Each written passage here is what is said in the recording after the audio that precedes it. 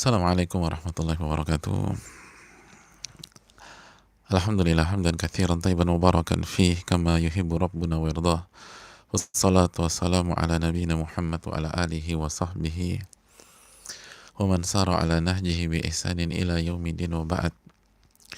Saudaraku yang Allah muliakan, tidak ada kata yang pantas untuk kita ucapkan pada kesempatan kali ini kecuali bersyukur kepada Allah Subhanahu wa taala atas segala nikmat dan karunia yang Allah berikan dan Allah limpahkan kepada kita. Sebagaimana salawat dan salam semoga senantiasa tercurahkan kepada junjungan kita Nabi kita Muhammadin sallallahu alaihi wasallam beserta para keluarga, para sahabat dan orang-orang yang istiqomah berjalan di bawah naungan sunnah beliau sampai hari kiamat kelak. Allahumma inna nas'aluka ilman nafi'a wa na'udzubika min ilmin la yanfa'. Ya Allah, kami meminta kepada Engkau ilmu yang bermanfaat dan kami berlindung kepada Engkau dari ilmu yang tidak bermanfaat.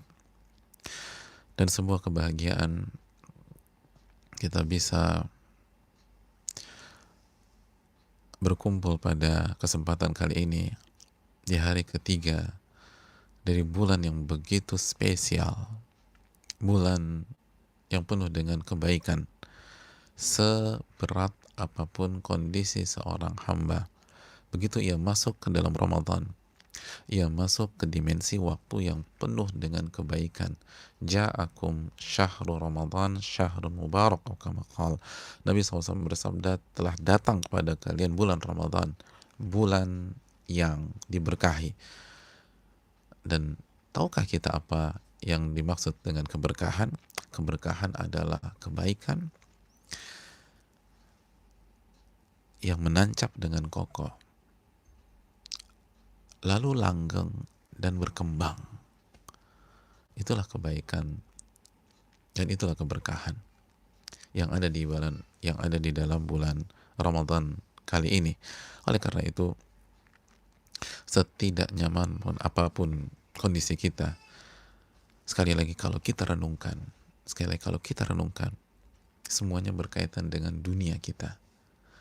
Adapun akhirat kita, apalagi di bulan Ramadan, aman jika kita cerdas dalam menyikapi pandemi ini.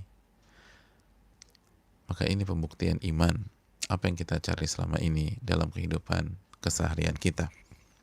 Oleh karena itu, bersyukurlah kepada Allah Subhanahu wa taala yang memberikan kesempatan kita di kesempatan kali ini. Dan sekali lagi, kalau bukan taufik dari Allah Subhanahu wa taala, lalu adanya pandemi ini, mungkin kita tidak berjumpa dengan Riyadhus Shalihin pada saat-saat ini, dan kita tidak bisa mempelajari luasnya sunnah Nabi kita sallallahu alaihi wasallam yang dituangkan oleh Al-Imam An-Nawawi rahimahullahu ta'ala dalam kitabnya Riyadhus Shalihin. Oleh karena itu, bersyukurlah kepada Allah Subhanahu wa ta'ala atas segala nikmat yang Allah berikan kepada kita. Sebagaimana salawat dan salam semoga senantiasa tercurahkan kepada junjungan kita, uswah hasanah kita, Sayyidina Muhammadin sallallahu alaihi wasallam beserta para keluarga, para sahabat dan orang-orang yang istiqomah berjalan di bawah naungan sunnah beliau sampai hari kiamat kelak. Saudaraku yang Allah muliakan, masih bersama Al-Imam Yahya bin Sharaf bin Murri bin Hasan bin Husain bin Muhammad, atau yang biasa dikenal dengan nama Al-Imam An-Nawawi Asy-Syafi'i rahimahullahu ta'ala, salah satu ulama mazhab Syafi'i yang begitu dicintai oleh umat Islam, begitu dikagumi dan sangat menginspirasi jutaan bahkan miliaran orang dari waktu ke waktu. Dan saudaraku yang Allah muliakan, semoga Allah Subhanahu wa ta'ala memberkahi beliau, memberikan rahmat kepada beliau dan memaafkan segala khilaf beliau, dan semoga Allah Subhanahu wa ta'ala memasukkan beliau ke jannahnya, dan begitu juga dengan kedua orang tua beliau, orang-orang yang beliau cintai, dan seluruh umat Islam dimanapun berada. Saudaraku yang Allah muliakan, kita akan memasuki hadis yang keempat dari hadis-hadis yang dicantumkan Al-Imam An-Nawawi dalam bab keikhlasan, bab pertama dari Riyadhus Shalihin. Saudaraku yang Allah muliakan, bicara hadis yang keempat, kita akan berinteraksi dengan hadis Jabir bin Abdullah dan hadis Anas bin Malik radhiyallahu taala anhum. Mari kita masuk ke dalam hadis yang keempat. Qala al-Imam An-Nawawi rahimahullahu taala. Berkata al-Imam An-Nawawi rahimahullahu taala, wa an Abi Abdullah Jabir bin Abdullah Al-Ansari. Dari Abu Abdullah Jabir bin Abdullah Al-Ansari. Abu Abdullah adalah kunyah dari Jabir bin Abdullah Al-Ansari. Mungkin sebagian belum tahu apa maksud kunyah. Kunyah itu seperti ya, apabila di masyarakat kita ada seorang ibu, anaknya ada di SD kelas 2, nama anaknya Ali. Karena namanya anaknya Ali, maka si ibunya ini dikenal oleh teman-teman wali-wali murid yang lain, mamanya Ali. Mamanya Ali kemana sih? Gitu loh. Siapa lagi yang kita tunggu nih? Kan kita harus mulai rapat. Mamanya Ali belum datang. Nah, mamanya Ali itu kunyah. Itu dalam bahasa Arab secara umum itu kunyah. Walaupun dalam dunia perkunyahan itu tidak harus ke anak. Seperti Aisyah. Aisyah Ummu Abdillah. Sedangkan Aisyah kita tahu nggak punya anak. Kita tahu tidak punya anak. Atau Abu Hurairah. Dan seterusnya. Tapi secara umum kunyah itu adalah panggilan kehormatan di dunia Arab atau kultur Arab, dan akhirnya digunakan oleh Islam. Dan kalau bahasa kita seperti mamanya Ali, lalu mamanya Aisyah gitu loh. Mamanya Aisyah apa kabar gitu. Itu namanya kunyah. Oke, kita lanjutkan sekilas info saja. Wa an Abi Abdullah Jabir bin Abdullah Al-Ansari. Abu Abdullah Jabir bin Abdullah Al-Ansari. Qala kunna ma'an Nabi sallallahu alaihi wasallam. Kami waktu itu bersama Nabi sallallahu alaihi wasallam fi Ghazah, dalam sebuah peperangan. Yang dimaksud peperangan di sini perang Tabuk. Perang Tabuk. Hadirin yang Allah muliakan, faqal, lalu Nabi sallallahu alaihi wasallam bersabda. Nabi kita sallallahu alaihi wasallam bersabda. Apa sabdanya? Inna bil Madinah. Sesungguhnya di kota Madinah saat ini. Mereka ada di mana? Mereka ada di perjalanan dalam peperangan Tabuk. Nabi berkumpul dengan para sahabatnya yang ikut berjuang bersama beliau. Lalu beliau bersabda, sesungguhnya di kota Madinah saat ini, la rijalan masirtum masira wa laqata'tum wadiya illa kanu ma'akum. Di kota Madinah saat ini ada orang-orang yang apabila kalian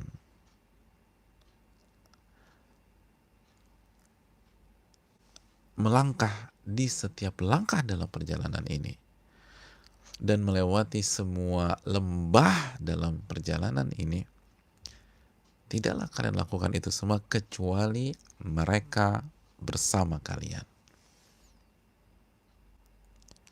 Mereka bersama kalian. Habasahumul marad.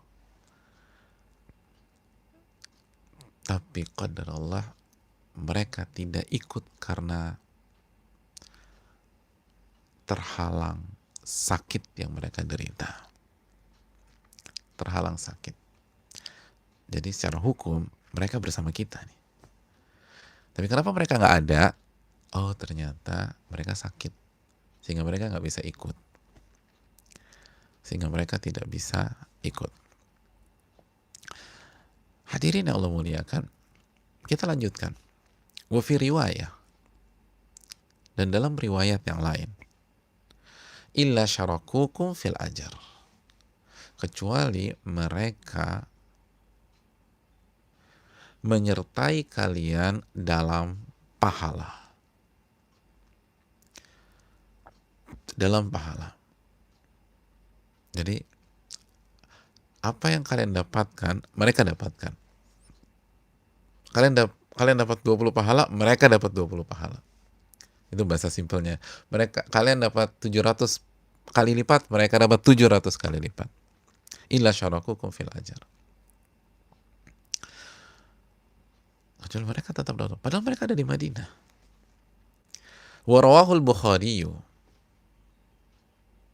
dan dalam riwayat yang lain yang diriwayatkan Al-Imam Al-Bukhari, sebelumnya riwayat Imam Muslim, an Anas, dari Anas bin Malik radhiyallahu taala an, qala raja'na min ghazwati Tabuk,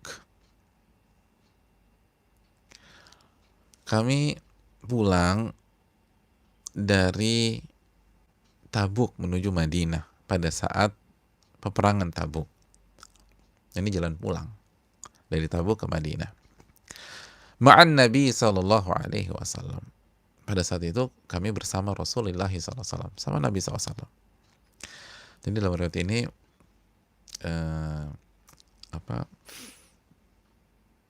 lebih clear, lebih jelas di perang Tabuk. Dan waktu itu bersama Nabi SAW.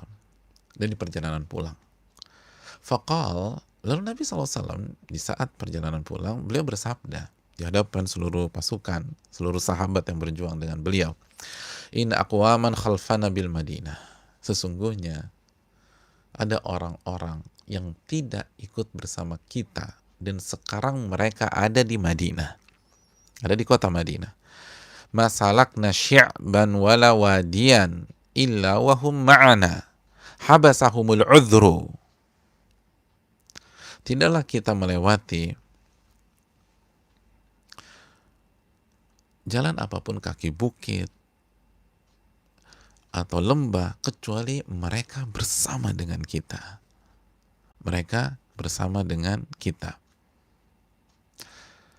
Jadi mereka bersama dengan kita. Jadi tidaklah kita melewati Syi'ban. Syi'ban itu jalan di gunung, mungkin kaki bukit atau di dalam gunung, atau melewati lembah. Itu mereka bersama kita. Padahal fisiknya ada di Madinah. Kenapa mereka nggak ada secara fisik? Habasahumul udhru. Karena mereka tidak bisa ikut disebabkan alasan syar'i. Alasan syar'i. Dalam hadis ini lebih global. Alasan syar'i itu macam-macam. Sakit, nggak punya uang, atau karena tugas. Sekilas info, Ali bin Abi Thalib nggak ikut karena disuruh jaga kota Madinah. Padahal nggak sakit. Padahal punya uang. Jadi semua alasan syar'i. Hadirin yang Allah muliakan, inilah hadis yang menjadi menu kita pada kesempatan kali ini. Hadis yang luar biasa.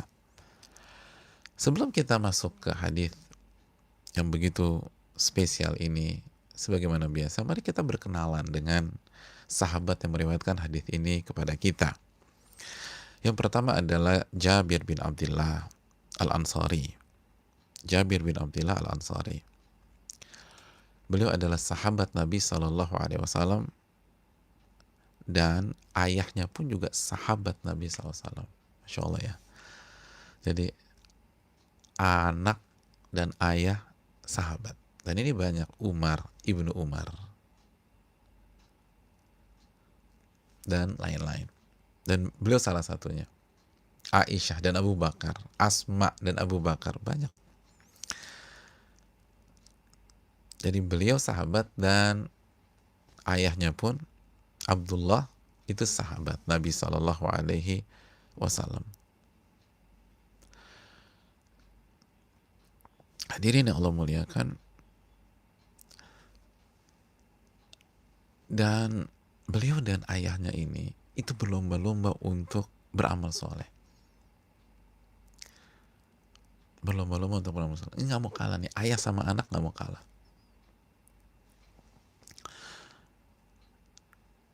Hadirin yang Allah muliakan,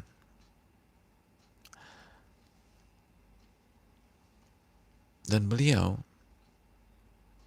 juga termasuk orang-orang yang mengikuti Bai'at Ridwan. Dan ada pada saat hari Hudaybiyah. Terlalu panjang kalau kita bahas, tapi jadi gambaran umumnya aja ya. Kalau ada yang kepo atau penasaran, coba abis selesai kajian ini googling Hudaybiyah itu apa sih, Baitur Ridwan apa. Dan Baitur Ridwan sempat kita bahas di kajian sore.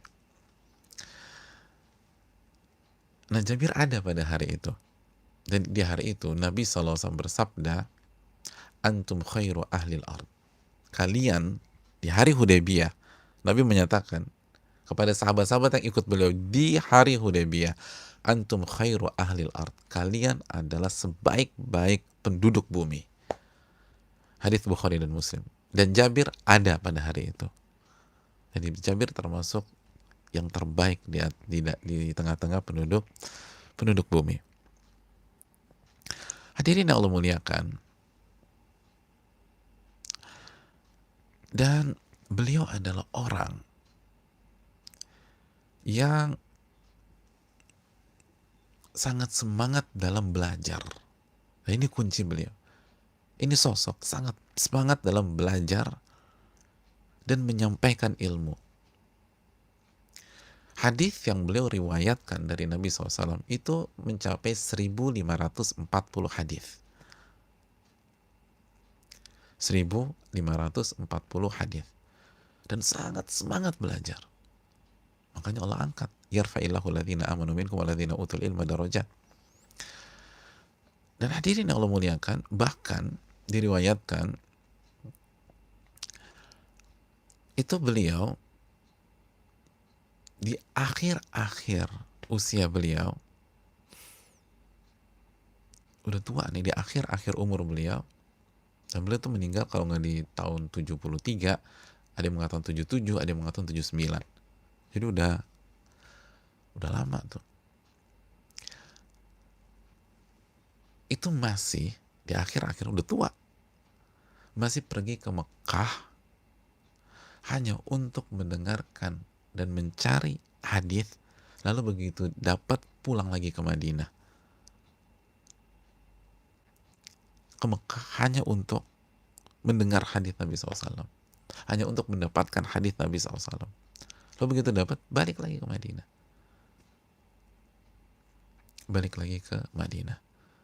dan semangatnya nggak manja, nggak bilang, oh jauh, habis kajiannya jauh sih, aku kan loh, ini Madinah Mekah 450 kilo, nggak ada mobil, nggak ada bus, apalagi kereta seperti hari ini, dan udah tua, subhanallah.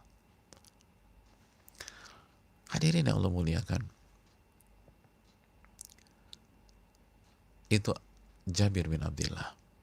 Adapun perawi yang kedua, Anas bin Malik bin Nadhr radhiyallahu ta'ala an, atau yang biasa dikenal dengan asisten Rasul sallallahu alaihi wasallam, khadimnya Rasul. Kalau bahasa simpel, pelayannya Nabi SAW, tapi yang betul-betul asisten yang lebih enak bahasanya. Beliau dari kecil dibawa sama ibunya. Ada yang tahu siapa ibunya? Ya, Ummu Sulaim. Itu dibawa sama ibunya ke Rasul sallallahu alaihi wasallam. Masih kecil. Dan ini pelajaran bagi kita. Lalu ibunya mengatakan, ya Rasulullah, hadza ibni wa huwa gulamun katib. Ya Rasulullah, ini anakku. Dia ini masih kecil, tapi dia bisa menulis. Dia bisa nulis, dia bisa baca, dia bisa tulis. Yakhdimuka.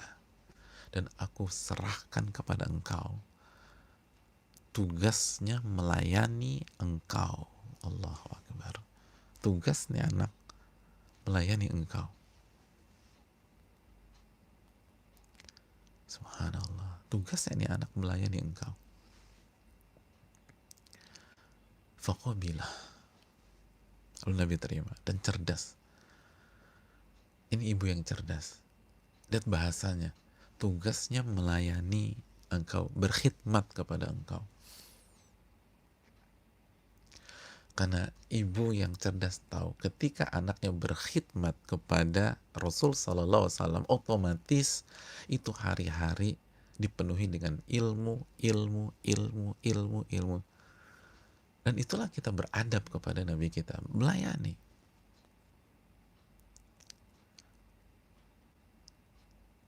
Bayangkan, ibu berani bilang gitu, ini anak saya nih, buat engkau, udah mau diapain terserah deh. Tugasnya melayani engkau ya Rasul. Subhanallah.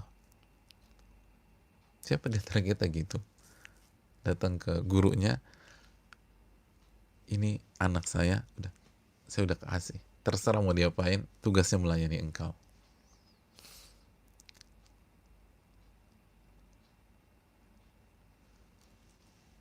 Dan itulah awal dari keberkahannya Anas bin Malik. Ini ibu yang cerdas tuh tahu bagaimana harus melangkah.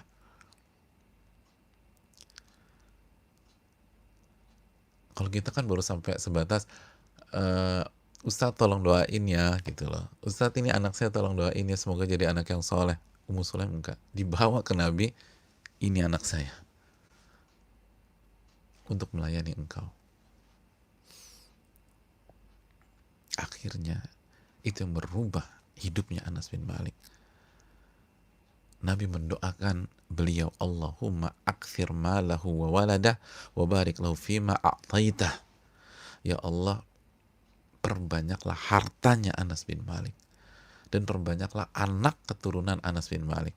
Dan bukan hanya banyak, berkahi harta dan keturunannya. Apa yang terjadi? Anas bin Malik memberikan testimoni, itu harta saya banyaknya minta ampun, Masya Allah. Anas bin Malik mengatakan, inna mali la kathir, hartaku ini banyak.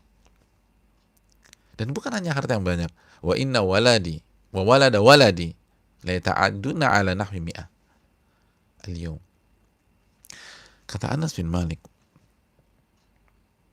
dan anakku serta cucuku itu kalau ditotal itu mungkin sampai 100 orang. Subhanallah, anak, cucu, keturunannya tuh kalau ditotal nahwal mi'ah, kurang lebih 100 lah, kurang lebih 100. Lihat doa Nabi SAW dan lihat taufik dari Allah, lalu kecerdasan si ibu.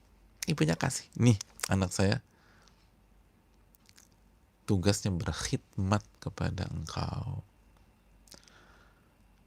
berkhidmat kepada engkau, apa aja lakukan. Dan benar, ini bukan basa-basi, ini bukan basa-basi.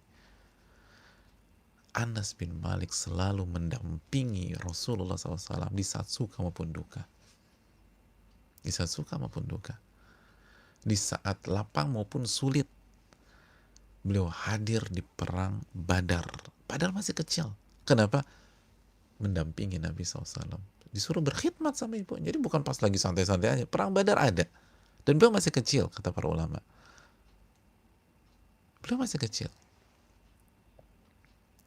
Dan tugasnya berkhidmat kepada Nabi, melayani Rasulullah SAW, mendampingi Rasulullah SAW. Beliau ikut Hudaybiyah. Dan tadi ingat ucapan Nabi di saat Hudaybiyah, kalian adalah manusia terbaik di muka bumi. Beliau ada di sana. Beliau ikut umrohnya Nabi SAW. Dan haji wada beliau juga ikut. Subhanallah, ini berkahnya ibu nih. Udah nih, anak saya bawa nih. Anaknya disuruh bawa. Udah, bawa anak saya. Itu gak mudah loh. Ibu mana yang siap melakukan itu? Dia harus berpisah dengan anaknya, buah hatinya. Tapi itulah ibu yang punya cita-cita besar, gak pikirannya pendek. Ini berkah, ini ada Rasul, ini ilmu nih, ini ilmu di depan mata, ilmu kenabian, kerasulan, keberkahan, hidayah. Udah, anak saya kasih. Dan benar anaknya jadi baik, bukan lupa sama orang tua. Karena dididiknya dengan ilmu, bukan dengan uang. Kalau uang mungkin lupa sama orang tuanya.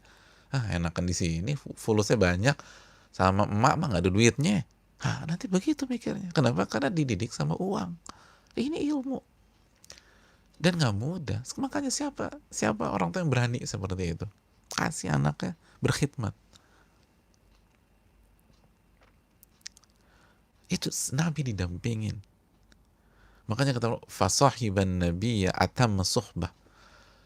Beliau benar-benar mendampingi Rasulullah SAW dengan pendampingan yang totalitas. Di mana Rasul itu berusaha Anas ada. sampai Nabi SAW wafat. Baru setelah Nabi wafat, beliau pergi ke Damaskus, ke Syam, lalu beliau pergi ke Irak, ke Basrah. Dan banyak ulama mengatakan itu sholatnya Anas itu luar biasa. Dan Abu Hurairah mengatakan, aku nggak pernah melihat ada orang yang sholatnya seperti sholatnya Nabi SAW, seperti Ibnu Ummi Sulaim, Anas bin Malik. Kenapa? Mendampingi Nabi. Jadi berubah total, pendampingan, berkhidmat, melayani, berubah. Bukan hanya uang dikasih, anak banyak, ibadah juga luar biasa. Ibadah luar biasa. Dan Anas bin Malik itu kalau sholat lail hatta tafattara qadamahu daman, itu sampai kaki lecet dan berdarah. Allahu Akbar. Lecet dan berdarah.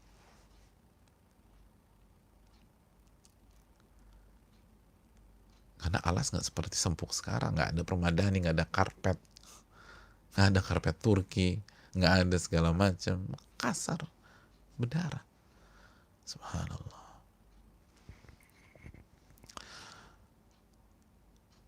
Hadirin yang Allah muliakan, dan hadis yang beliau riwayatkan itu mencapai 2286 hadis, dan beliau usianya sangat panjang sampai dikatakan sampai usia 100 tahun, dan meninggal di tahun ke-93 Hijriah. Allah Ta'ala bisawab. Anas bin Malik radhiyallahu anhu. Dan masih banyak cerita, tapi setidaknya itulah Jabir bin Abdullah dan itu Anas bin Malik. Dan mulailah berkenalan dengan para sahabat-sahabat Nabi Shallallahu Alaihi Wasallam. Melihat, dan dua-duanya cinta terhadap ilmu dan berani untuk ilmu. Jabir sampai tua masih pergi ke sana, pergi ke sini untuk nuntut ilmu. Padahal udah tua, masih pergi ke Mekah, pergi ke Syam hanya untuk mempelajari ilmu Nabi Shallallahu Alaihi Wasallam atau ilmu Allah Subhanahu Wa Taala. Anas bin Malik dikasih sama ibunya, nih ambil, biar anakku disuruh apa aja terserah, suruh ngangkut dia beresin rumah, atau disuruh ke sana bawain barang lah, beli bawang lah, ke pasar lah, udah terserah mau diapain. Yang penting anak saya ini sama engkau ya Rasul, selalu berkhidmat. Dan diwanti-wanti anak pokoknya berkhidmat sama Nabi ya. Dapat ilmu banyak. Nah kalau anak dimanjain, ini nggak bisa dapat ilmu. Harus ada pengorbanan dari orang tua. Wallahu ta'ala alam bisawab. Oke, saudaraku yang Allah muliakan, kita masuk ke poin berikutnya, ke hadis Nabi kita Sallallahu Alaihi Wasallam. Hadirin yang Allah muliakan,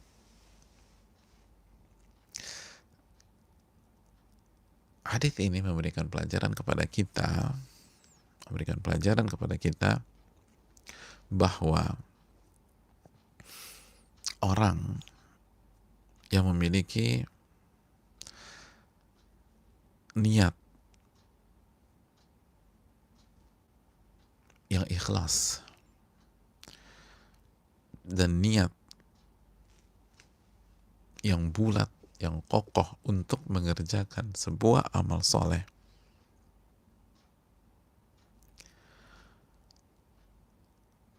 lalu dia tidak kerjakan itu amalan karena alasan syar'i, maka ia tetap mendapatkan pahala orang yang beramal tersebut. Al-Imam Ibnu Hajar Al-Asqalani menyatakan, fil hadithi annal mar'a yablughu biniyatihi ajral amil idza mana'hu al-udhru 'anil amal. Jadi dari hadis ini kita bisa ambil pelajaran, seseorang akan mendapatkan pahala orang yang beramal sebuah amal soleh dengan niat ikhlasnya, dengan niat bulatnya, tekadnya, jika akhirnya dia tidak berhasil mengerjakan amalan tersebut karena alasan syar'i atau karena alasan yang dibenarkan oleh syar'i.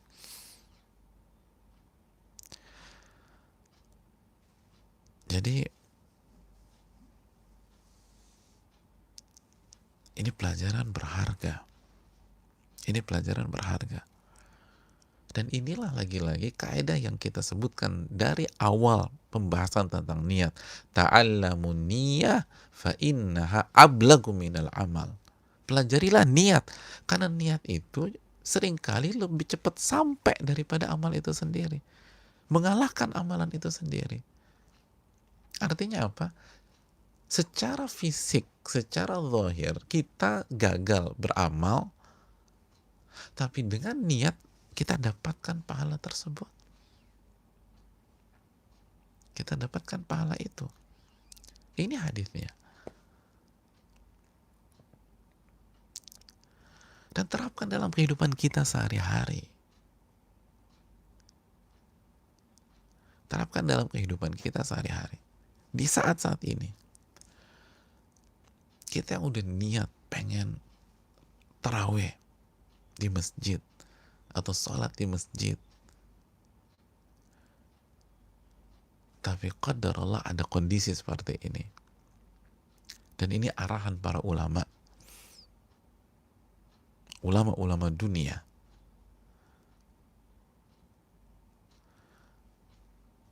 bagi tempat atau wilayah yang menjadi penyebaran COVID-19 misalnya, dan yang dinilai perlu oleh pihak-pihak yang berwenang dan memiliki data, maka insya Allah kita dapat pahala itu. Ini dalilnya, illa syarakukum, kecuali mereka akan dapat pahala kalian. Mereka nggak berangkat,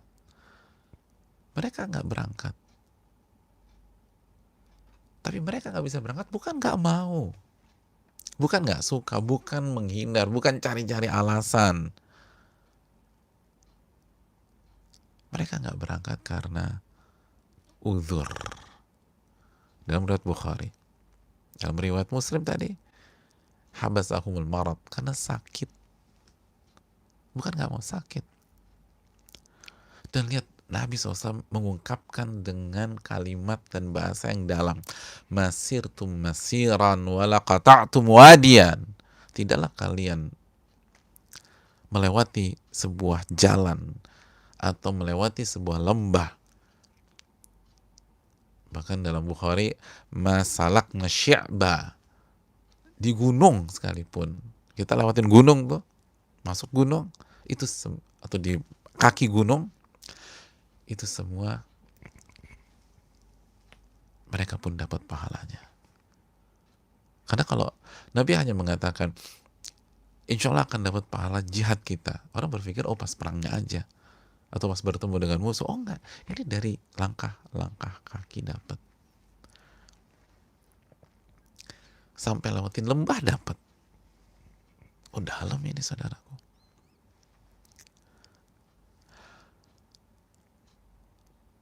Jadi jangan berkecil hati. Oleh karena itu, sebagaimana yang sempat kita sampaikan, memang di Ramadan kali ini kita lebih terbatas atau kita dibatasi. Tidak sebebas Ramadan yang lalu. Tapi kalau kita renungkan, pembatasan tersebut hanyalah pembatasan amalan-amalan fisik. Itu pun gak semuanya. Kita masih bisa baca Quran, kita masih bisa sholat tarawih di rumah, kita masih bisa puasa. Dan yang dibatasi adalah amalan-amalan fisik.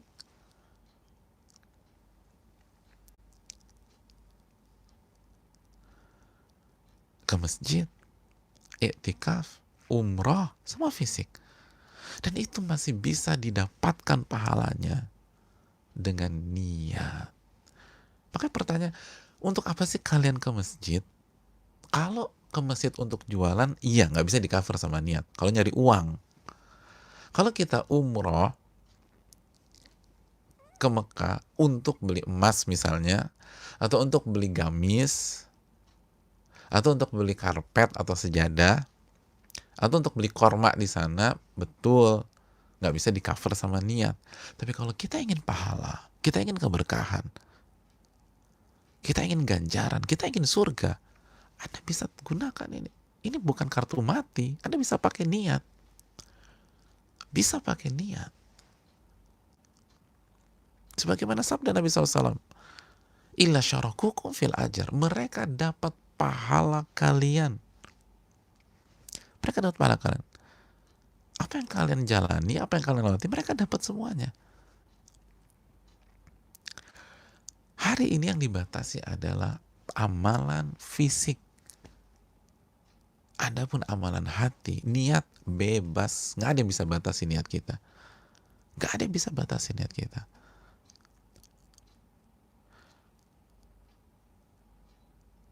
Lalu apa yang membuat kita larut dalam kesedihan? Larut. Kesedihan yang tidak produktif. Nanti kita jelaskan, ada kesedihan yang produktif. Tapi banyak pihak, ini sedihnya nggak produktif. Aduh ini beda. Kenapa sih lo nggak baca Quran?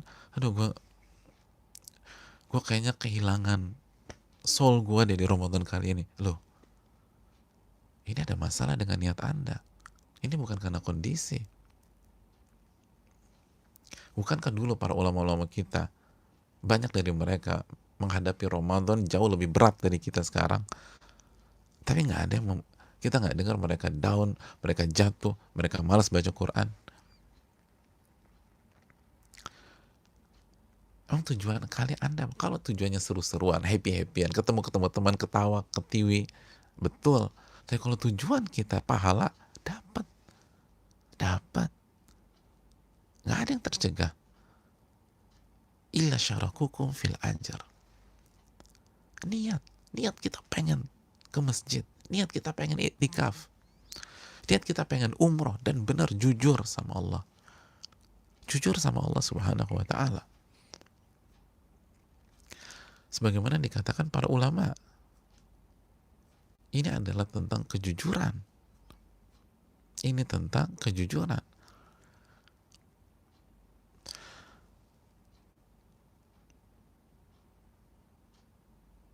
Maka saudaraku yang Allah muliakan, ilmu membuat kita optimis. Ilmu memberikan kita jalan keluar. Ilmu memberikan kita solusi. Sehingga kita dapat pahala dari amalan-amalan yang kita tidak lakukan. Wallahu ta'ala alam bisawab. Itu yang pertama. Pelajaran yang kedua.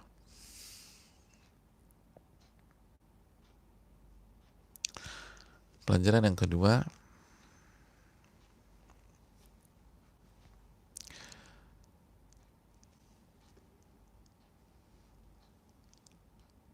hadis ini memberikan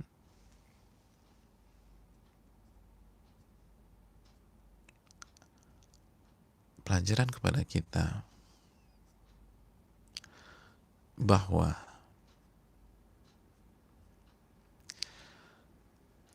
semakin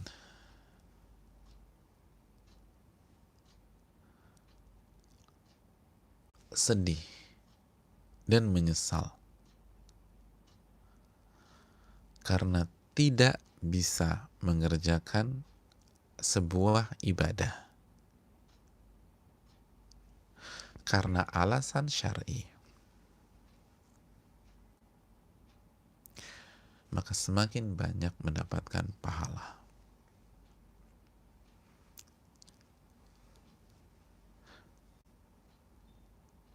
Ini dikatakan Al-Imam An-Nawawi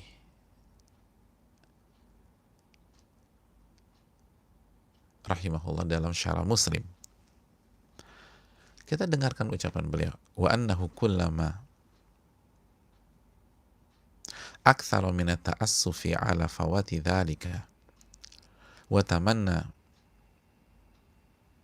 kaunahu ma'al ghaza wa nahwahum kathura thawabuh. Dan setiap kali seseorang itu bertambah sedih atau menyesal karena kehilangan kesempatan beribadah, dan bertambah keinginannya untuk bergabung dengan orang-orang yang beribadah tersebut, maka semakin besar dan semakin banyak pahalanya. Kathura thawabu, pahalanya semakin besar. Inilah sedih yang produktif sebagaimana yang kita katakan tadi.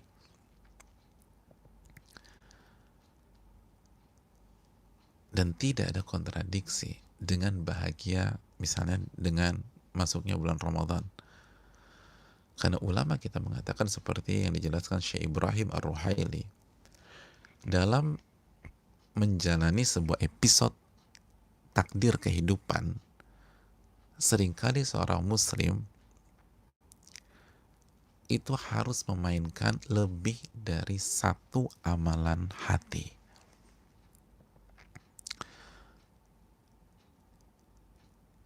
Lebih dari satu amalan hati. Jadi bisa jadi dia harus gembira di satu sisi karena Allah suruh kita gembira ketika datang atau mendapatkan hidayah, mendapatkan Al-Quran, mendapatkan iman, kedatangan Ramadan. Qul bifadlillahi wa birahmatihi fabidzalika falyafrahu wa khairun mimma yajma'un. Katakanlah, hendaklah mereka bergembira dengan karunia Allah dan rahmat Allah. Apa karunia dalam ayat tersebut? Ada yang masih ingat? Surat apa itu? Sebelum kita bicara tafsir, itu surat apa? Surat Yunus ayat 58. Apa makna karunia? Iman, Islam. Dan apa makna rahmat? Al-Quran. Hendaknya mereka gembira ketika dapat itu semua. Ya, itu satu sisi dalam hati kita. Sisi lain, ada kesedihan tetap.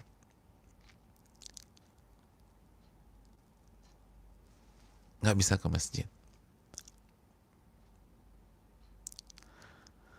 Tapi ketika ini digabungkan menjadi satu paket, maka akan menjadi paket yang produktif dan dahsyat luar biasa.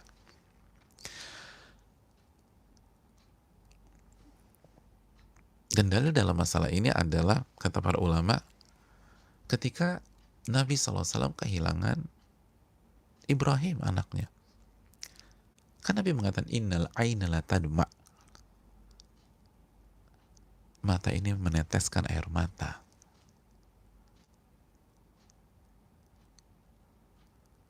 Wal qalb la yahzan. Dan hati ini sedih. Jadi Nabi sedih. Kenapa?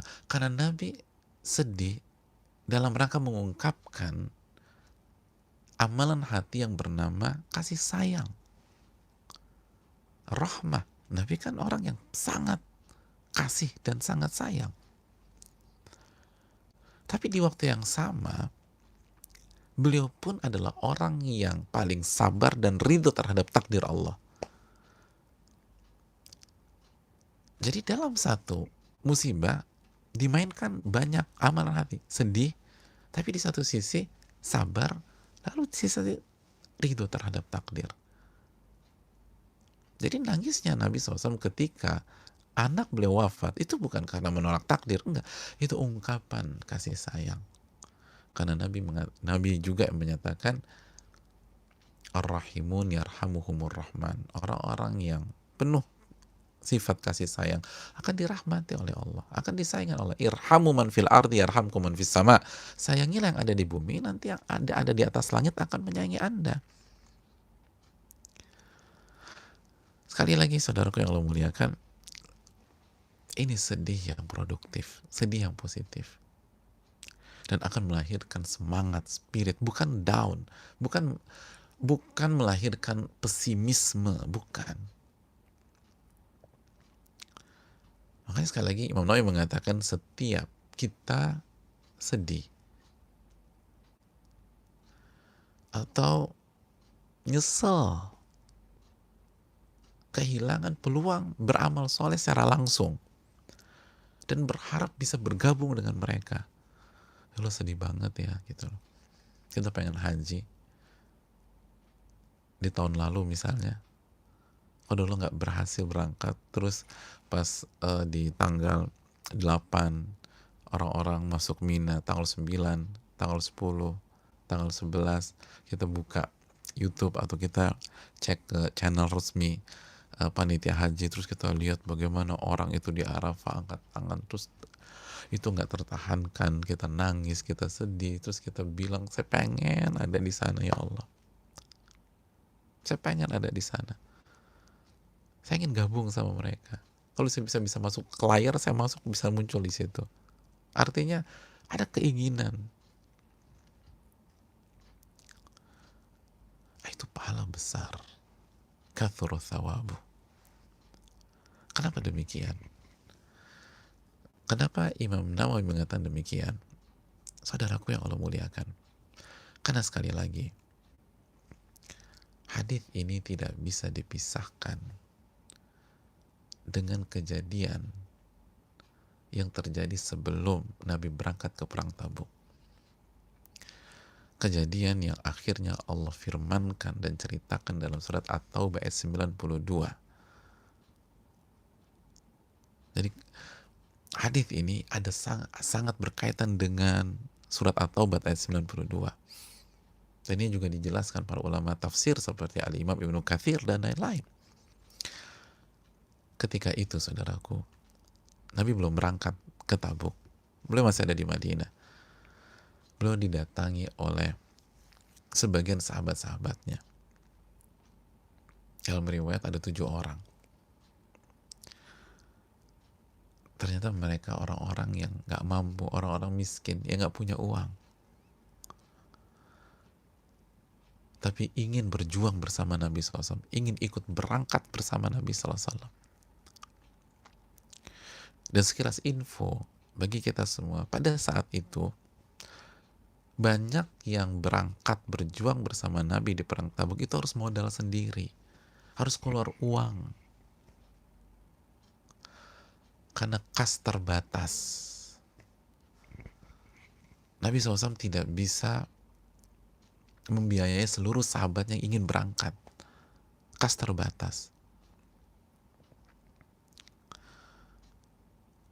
Jadi para sahabat yang ikut itu banyak yang modal sendiri, dan yang nggak punya uang datang ke Nabi SAW, datang kepada Nabi SAW.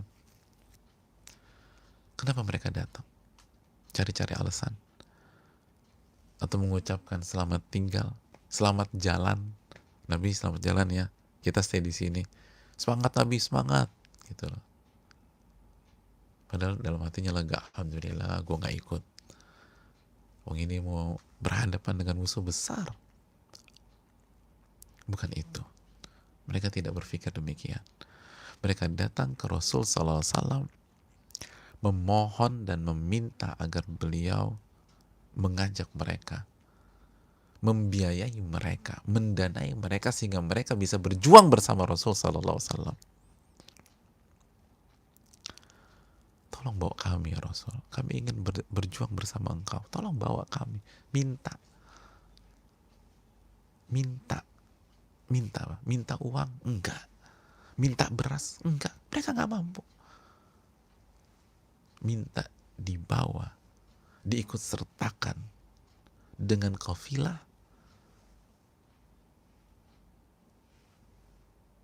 yang kemungkinan kembalinya ke Madinah 50-50. Namanya juga berjuang, namanya juga jihad. Peluang meninggal atau selamatnya 50-50. Kurang lebih kan demikian. Tapi mereka minta, tolong bawa kami, tolong ikut sertakan kami. Tolong ya Rasul, tolong. Kami minta. Allah mengatakan, wala 'alal ladzina idza ma atauka litahmilahum.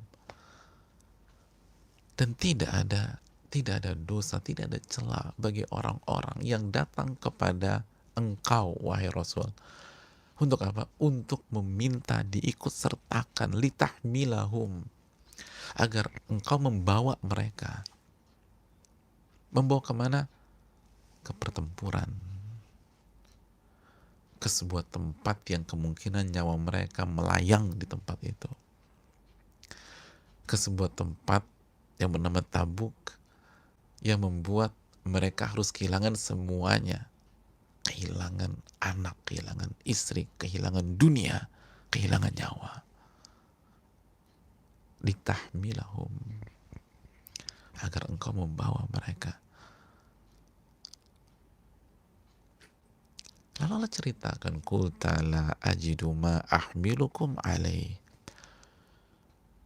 Saudaraku, gimana perasaan kita kalau ada orang, tolong bawa saya mau ikut berjuang dengan Anda, tolong bawa saya mau ikut berjuang dengan Anda, ikut sertakan kami akan lakukan apapun, kami ingin berjuang dengan Anda. Oh, luar biasa. Kebayang gak sih hari itu kalau kita ada di lokasi, kita ngeliat pemandangan demikian, orang ngemis di saat ahli dunia itu minta uang, minta makanan, minta segala macam. Dan mungkin juga bukan ahli dunia, ada dan itu orang susah kan. Di saat banyak orang demikian, ini ada orang-orang minta tolong bawa kita, tolong bawa. Oh, subhanallah.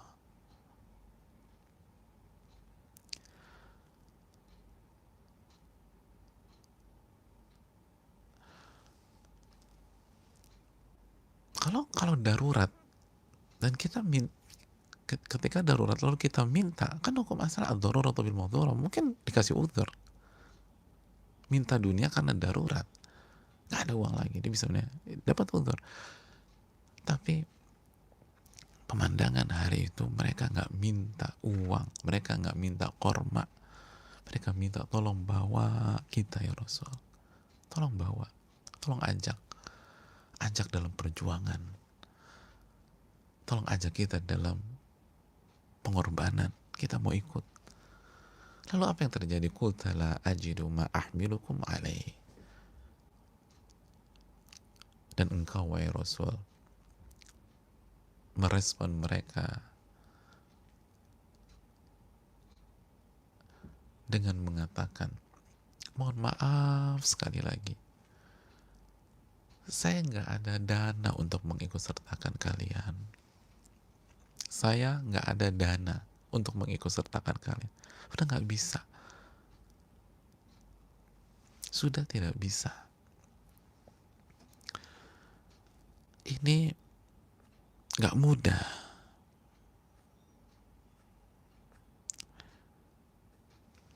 Dan tempatnya jauh. Tabuk itu kurang lebih jaraknya 778 kilo dari Madinah. 778 kilo dari Madinah. Jauh, 700-an kilo, bayangin. Jakarta mana nih? 700-an kilo. Jakarta Semarang aja kurang lebih 400 sampai 500 kilo kalau nggak salah. Ini 700. Kita nggak ada uang nih. Ini udah terbatas. Mohon maaf. Dengan berat hati Nabi SAW mengatakan demikian. Apa yang terjadi jemaah? Tawallau wa a'yunuhum tafidu minad dam'i hazanan alla yajidu ma yunfiqun.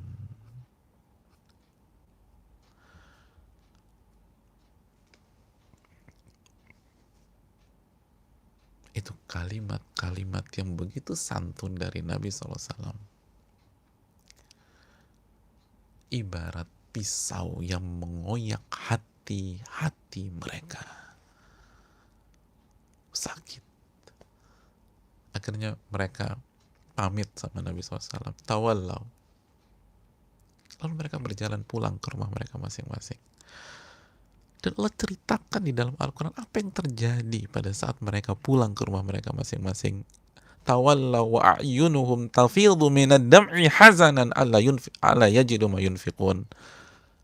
Mereka pulang ke rumah mereka dengan kondisi nangis. Allah, nangis. Nangis. Tawallaw wa a'yunuhum tafidhu minad dam', dan mata mereka nggak kuasa untuk menahan air mata tersebut. Keluar, keluar, keluar. Sedih. Karena nggak punya uang, nggak punya uang untuk apa? Untuk traveling, nggak punya uang untuk belanja, nggak punya uang untuk jalan-jalan, nggak punya uang untuk berjuang. Itu orang-orang beriman. Itu rijal. Itu orang-orang beriman. Sedihnya tuh itu. Gak punya uang, kemampuan untuk berjuang. Hazadan alla yajidu ma yunfiqun. Mereka gak punya uang untuk bisa diinfakkan di jalan Allah Subhanahu wa taala.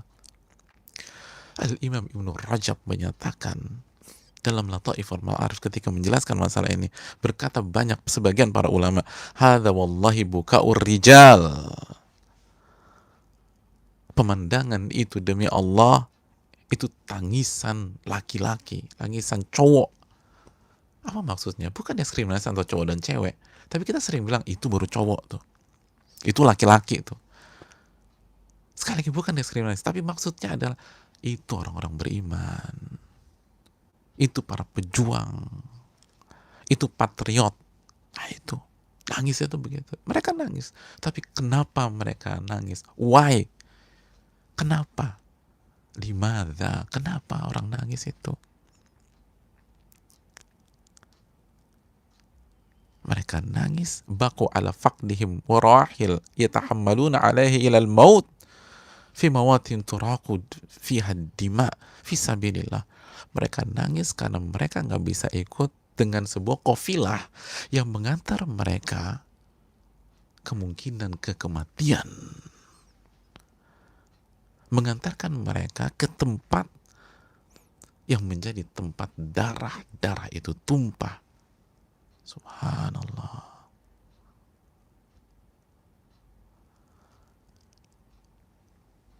Lalu ulama mengatakan, wa amma, adapun yang menangis karena kehilangan bagiannya dari dunia dan syahwat-syahwat dunia, maka mereka persis seperti tangisan anak kecil yang kehilangan mainannya.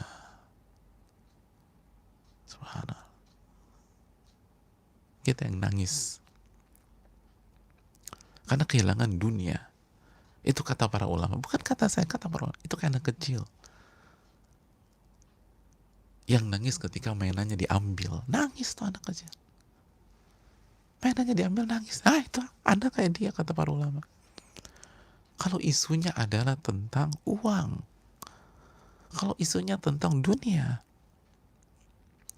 orang-orang beriman tidak demikian. Para pejuang tuh nggak berpikir demikian. Tapi bagaimana itu dunia mereka pakai di jalan Allah Subhanahu wa taala. Kaya nggak ada masalah. Tadi perawi hadis ini kaya. Anas bin Malik kita katakan tadi kaya. Tapi kemana harta itu digunakan? Dan lihat orang-orang miskin di zaman Nabi. Nggak baper dengan kekayaan orang kaya. Nggak tertarik. Mereka dalam hadis ini nggak peduli orang kaya itu punya apa. Yang mereka isu dari mereka adalah, ajak saya ya Rasul, ajak saya mau ikut juga. Kata Rasul, mohon maaf nggak bisa nih, udah full, nggak ada uang. Nangis ya Allah, nangis. Tapi itu laki-laki itu nangis begitu.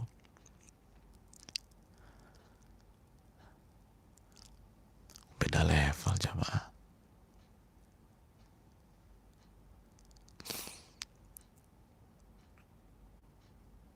Tangisan mereka diabadikan di dalam Al-Quran, difirmankan oleh Allah, dan terus termaktub di Al-Quran sampai nanti hari kiamat atau menjelang hari kiamat.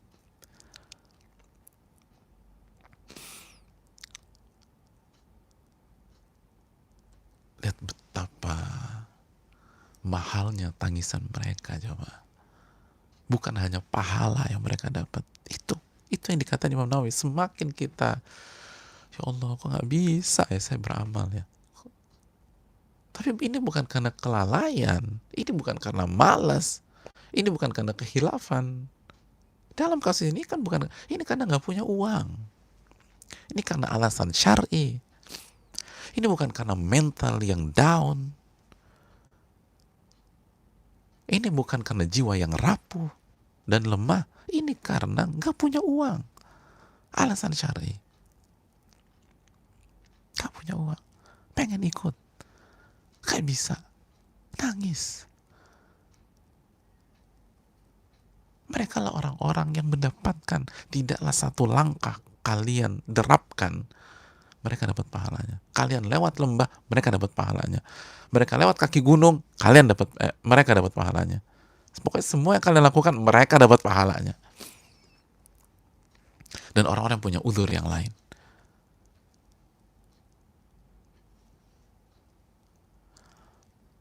Dan tangisan mereka kita baca sampai hari ini. Termaktub dalam surat At-Taubah ayat 92. Dan terus kurang berkah apa nangis.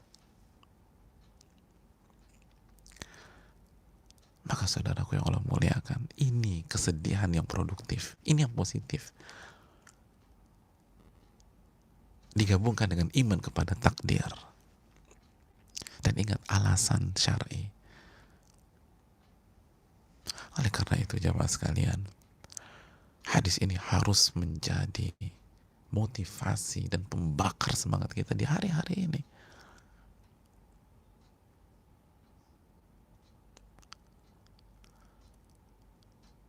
Gak heran Allah mengatakan radhiyallahu anhum wa radu'an. Allah ridho kepada para sahabat dan mereka ridho kepada Allah. Atau ayat 100. Begitu cara mereka menjalani hidup jamaah.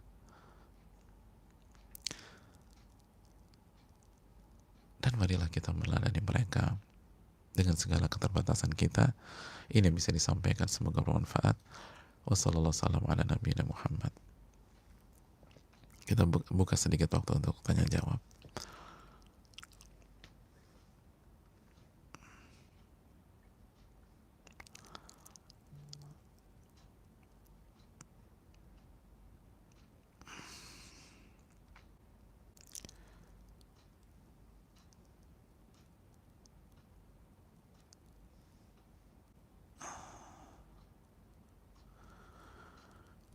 Bismillah, Afan Pak Ustadz mau bertanya, jika ada seorang ibu niat awal ingin fokus mendidik anak sesuai dengan tuntunan Allah dan Rasulnya Sallallahu Alaihi Wasallam, walau ilmunya minim tapi diusahakan dengan terus belajar ilmu parenting, kemudian fokus yang kedua untuk belajar adab dan bahasa Arab.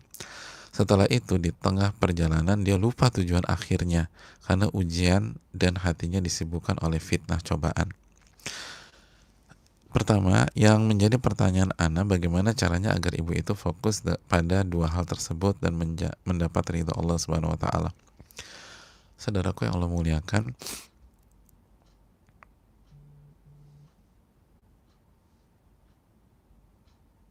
memang nggak mudah istiqomah, itu jawabannya. Makanya kan para ulama mengatakan al-istiqomah khairun min alfi karamah. Istiqomah itu lebih baik daripada 1000 karomah. Karena susah sekali.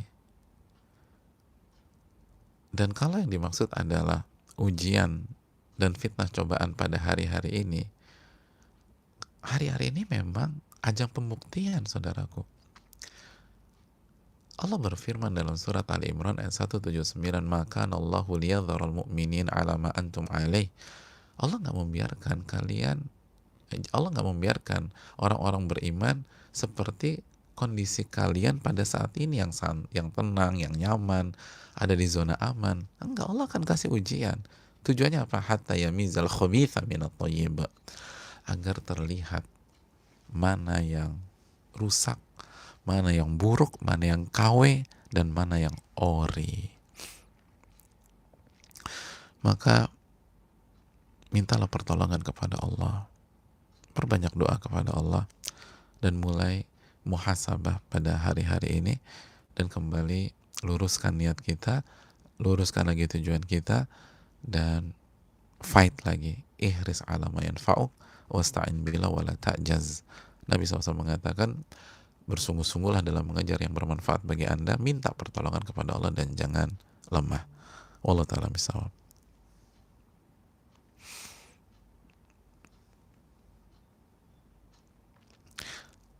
Assalamualaikum warahmatullahi wabarakatuh. Waalaikumsalam warahmatullahi wabarakatuh. Semoga kita selalu dilimpahkan rahmat oleh Allah. Amin ya rabbal alamin.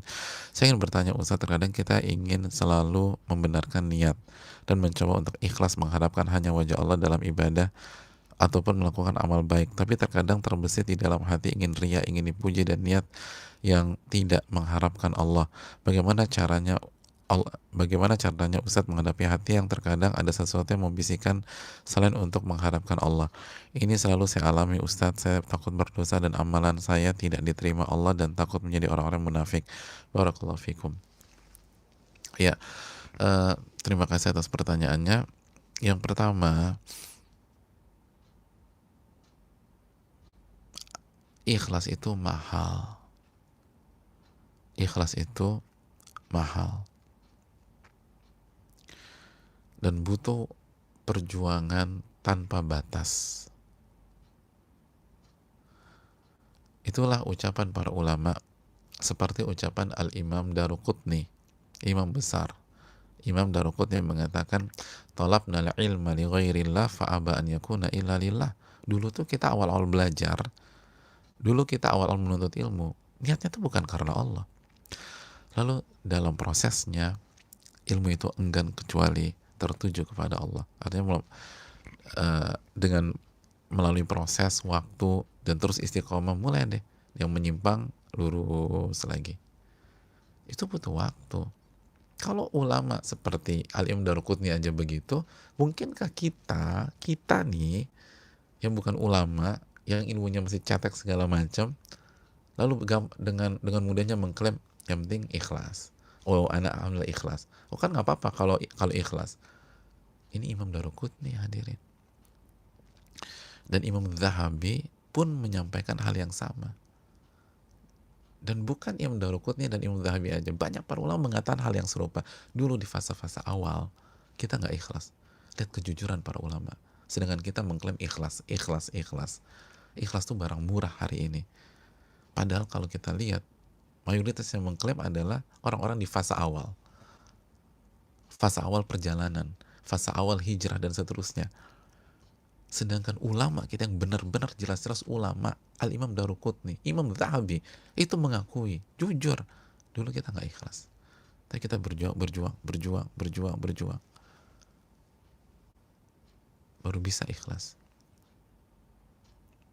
Kalau mereka aja demikian, apalagi kita. Kalau mereka berjuang, apalagi kita.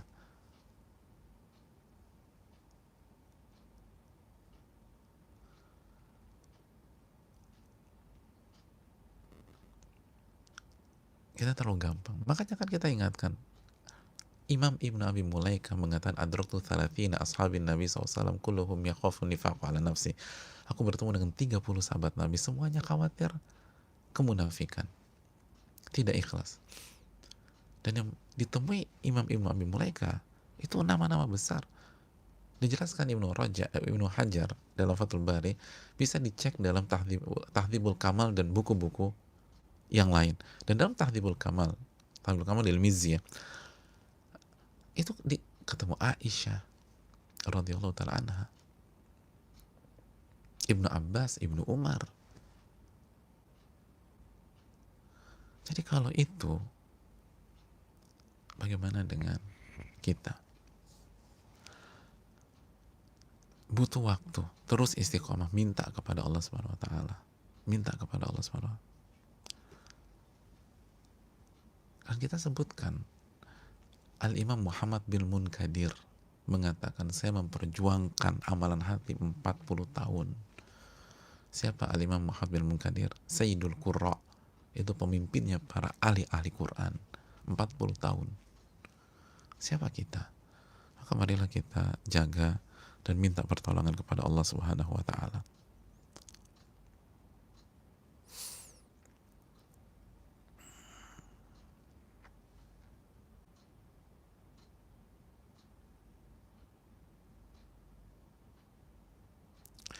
Assalamualaikum warahmatullahi wabarakatuh. Waalaikumsalam warahmatullahi wabarakatuh. Semoga Allah Subhanahu wa taala merahmati Pak Ustadz, keluarga, tim, seluruh umat Islam. Amin ya rabbal alamin.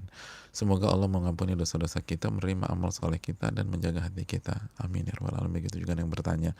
Bismillah, Afan izin bertanya Ustadz, jika kita berniat ingin berhaji, kita menabung tapi kalau Allah agak nggak terkumpul, habisnya harta kita pun di jalan Allah. Lalu lewat musim haji, lalu berlalu ya musim haji, dan kita tidak berangkat karena uangnya tidak cukup, apakah kita tetap dapat pahala haji karena niat kita? Jazakallahu khairan. Pada dasarnya insya Allah dapat sebagaimana hadis di atas, tapi yang perlu kita camkan, habisnya gimana nih? Karena haji fardu ain kan, walaupun fardu ain bagi yang mampu ya, man istata'a ilaihi sabila, bagi yang mampu berangkat ke tanah suci. Tapi artinya karena haji adalah hukumnya wajib, dan haji menjadi rukun Islam yang kelima, maka hendaknya kita prioritaskan. Artinya harus nabung gitu loh, nabung, karena ini wajib ain, sekali dalam seumur hidup. Walaupun kalau kita meninggal dan kita tercatat nggak mampu, nggak ada masalah, tapi harus ada skala prioritas untuk haji, karena ini rukun Islam yang kelima. Dan insya Allah kekumpul, insya Allah, asal kita prioritaskan. Dan ini untuk haji kita nabung bukan untuk jalan-jalan, nabung untuk bukan beli barang, bukan beli mobil atau motor, kita nabung untuk haji. Insya Allah mudahkan. Baru setelah itu baru amalan-amalan sunnah dan fardu kifayah lainnya. Wallahu ta'ala bishawab.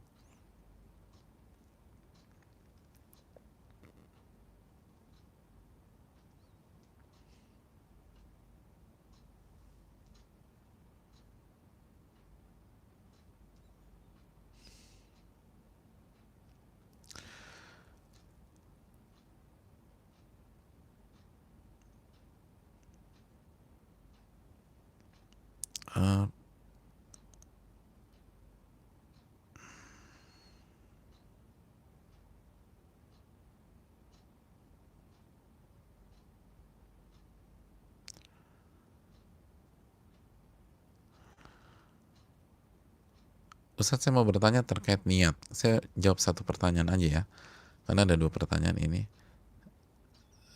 Karena salah satunya panjang. Bolehkah merubah niat? Contohnya seperti ini, saya pernah berniat di malam hari ingin berpuasa sunnah Senin Kamis esok hari, namun ternyata keesokannya saya baru ingat sepertinya puasa Ramadan saya belum lunas. Kemudian saya ingin mengganti amalan puasa hari tersebut menjadi puasa qadha saja. Bolehkah seperti itu Ustadz? Syukran wa jazakallahu khairan Ustadz. Ya, terima kasih atas pertanyaannya. Merubah niat, pembahasannya cukup panjang di dalam ilmu fikih, dalam kaidah fikih pertama, al-umur bimaqasidiha. Jadi pembahasannya cukup panjang. Intinya bisa ya, bisa tidak. Nggak semuanya bisa, nggak semuanya enggak. Contoh dalam kasus ini, kalau misalnya kita ingin rubah setelah masuk waktu subuh, jadi ingatnya nih jam 6, jam 7, jam 8, baru kita mau rubah ke puasa qadha, Allah Ta'ala tidak bisa. Kenapa? Karena untuk puasa wajib, untuk puasa Ramadan atau mengqadha, butuh niat dari malam.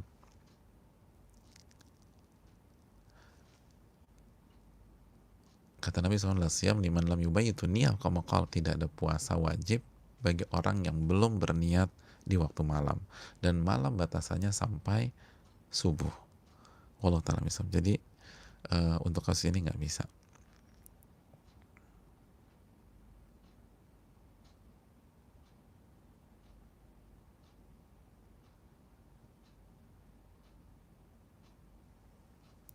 Assalamualaikum warahmatullahi wabarakatuh. Waalaikumsalam warahmatullahi wabarakatuh. Ustadz, saya dan suami hidup cukup sederhana, namun kami sangat berkeinginan setiap tahun bisa berumrah setiap tahun, karena sangat-sangat rindu beribadah dan berada di tanah haram. Kemudian sangat rindu untuk bisa berhaji. Kami sudah berencana untuk membayar DP ONH Plus dari pemasukan A, tapi kalau pemasukan tersebut turun lebih lama dari yang kami perkirakan, dan ini sudah dua kali terjadi, kami ridho dengan takdir Allah, namun tentu ada rasa sedih karena belum bisa haji dan berumur lagi. Berarti udah pernah haji belum ya? Apakah hadis hari ini juga berlaku untuk kami? Barakallahu fikum, fikum barakallah. Pada dasarnya kalau belum pernah haji ya, ini kalau belum pernah haji, pada dasarnya umroh sebelum haji diperbolehkan. Kita umroh dulu, padahal kita belum haji, itu boleh. Dalilnya adalah itu praktek Nabi SAW. Nabi umrohnya berapa kali? 4. Nabi umrohnya 4 kali. Dan Nabi hajinya sekali. Dan haji beliau yang satu-satunya itu dilakukan setelah 3 kali umroh. Jadi diperbolehkan. Hanya saja dengan kondisi kita kayak gini susah dan lain sebagainya, maka kalau kita sudah umroh sekali, maka kalau bisa target berikutnya haji. Uang untuk umroh dialokasikan ke ONH saja, karena ONH mahal sekarang, nggak mudah. Jadi kalau uangnya udah mau kumpul dipakai buat umroh, ya kapan hajinya? Kalau kondisi kita kan hidup sederhana, hanya kondisi kita cukup sederhana. Jadi setelah udah umroh, doa di sana, lalu misi berikutnya haji. Tawakal kepada Allah, berusaha. Kalau ternyata kita udah berusaha terus belum berangkat juga, insya Allah hadis ini bagian dari kita, atau sebaliknya ya, kondisi kita bagian dari hadis ini, insya Allah taala. Ini yang bisa disampaikan. Makasih banyak. Semoga hari kita diberkahi oleh Allah Subhanahu Wa Taala, dan semoga puasa hari ketiga ini itu bisa baik, bisa diterima oleh Allah, dan performanya lebih bagus daripada puasa hari kedua dan hari pertama kemarin. Terima kasih banyak. Semoga bermanfaat. Subhanakallahumma wa bihamdika, asyhadu an la ilaha illa anta, astaghfiruka wa atubu ilaik. Assalamualaikum warahmatullahi wabarakatuh.